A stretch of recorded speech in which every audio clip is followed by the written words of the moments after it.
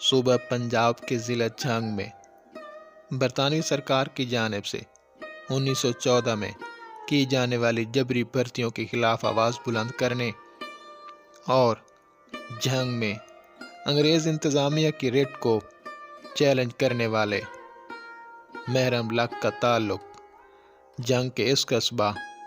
نیکوکارا سے تھا، جنہیں جنگ میں مزاحمت کی علامت تصور کیا جاتا تھا۔ جنگ کے اس پسماندہ گاؤں سے تعلق رکھنے والے محرم لق کو انگریز انتظامیہ کی جانب سے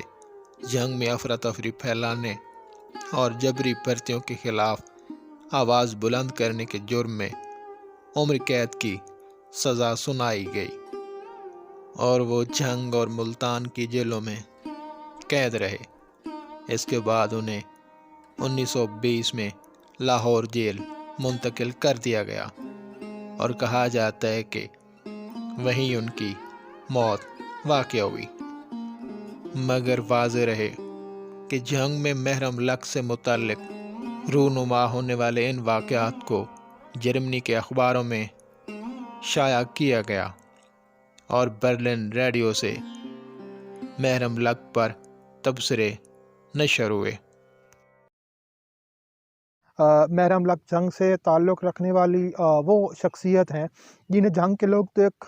ڈاکو کے نام سے جانتے ہیں، مگر ان کی تحریک جو ہے وہ برطانوی سامراج کے خلاف جو مزاحمت کی علامت بنی تھی۔ یہ جنگ سے تعلق رکھنے والی واحد شخصیت ہیں جن کی خبریں جرمنی کے اخبارات میں 1914 میں شائع ہوئیں اور اس کے علاوہ برلن ریڈیو میں ان کے تبصرے نشر کیے گئے۔ واضح رہے کہ جنگ انتظامیہ کی جانب سے محرم لق کی گرفتاری پر 5,000 روپے نقد جبکہ 2 مربع اراضی انعام رکھا گیا تھا۔ اس نیکوکارا سے وہ واحد شخصیت محرم لق تھے جنہوں نے برطانوی فوج میں زبردستی بھرتی کیے جانے والے نوجوانوں کے حق میں آواز بلند کی۔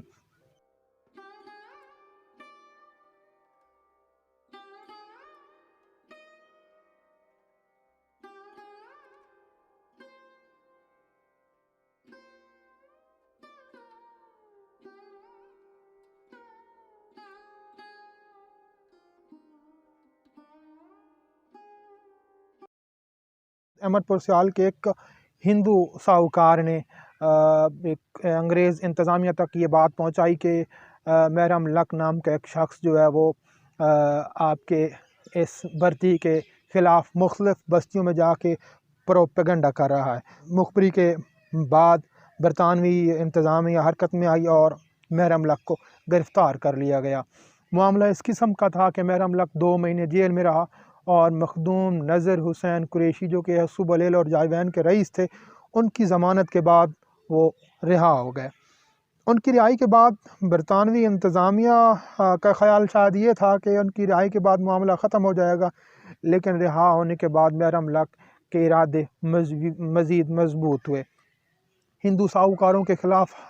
نفرت کے رد عمل کے طور پر انہوں نے احمد پور سیال کے رتن زرگر نامی رتن چاند ایک زرگر تھے، ان کے ہاں ڈاکہ ڈالا اور اس وقت کہا جاتا ہے 1914 میں کہ لگ بھگ 32,000 روپے مالیت کا سامان اس ڈاکے میں محرم لق کے ہاتھ لگا۔ ولیداد خان نام کے ایک بندے نے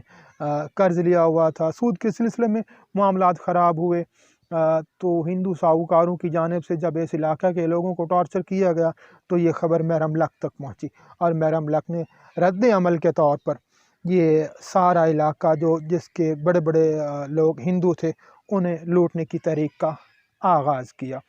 بظاہر تو یہ ایک لوٹ مار کی تحریک تھی، مگر جب برطانوی انتظامیہ نے ان کے خلاف مقدمات درج کیے، باقاعدہ تحقیقات ہوئیں، تو اس وقت یہ پتہ چلا کہ یہ محض لوٹ مار کی تحریک نہیں تھی بلکہ جنگ میں انگریز انتظامیہ یا انگریز حکومت کو ناکام بنانے کی ایک کوشش تھی۔ اس کے بعد جنگ میں 6 ماہ مارشل لا لگایا گیا، 6 ماہ یہاں فوج رہی، اس کے بعد معاملات آہستہ آہستہ سٹیبل ہونے لگ گئے۔ محرم لق اس کو جب گرفتار کیا گیا تو اسلامیہ ہائی اسکول میں ان کے خلاف سماعت ہوتی رہی، اس میں انہیں عمر قید کی سزا دی گئی۔ 2 سال وہ جھنگ اور ملتان کی مختلف جیلوں میں قید رہے، مگر بعد میں انہیں لاہور منتقل کر دیا گیا۔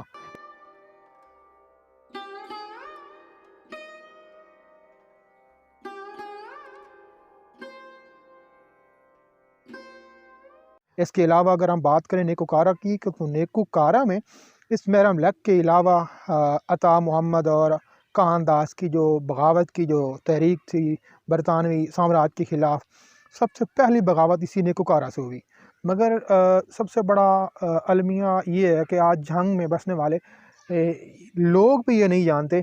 کہ نیکوکارہ میں ایسے اس پسماندہ ایریا میں بھی ایسے لوگ تھے جو برطانوی سامراج کے خلاف برسرے پیکار رہے ہیں۔ ان کا ٹخان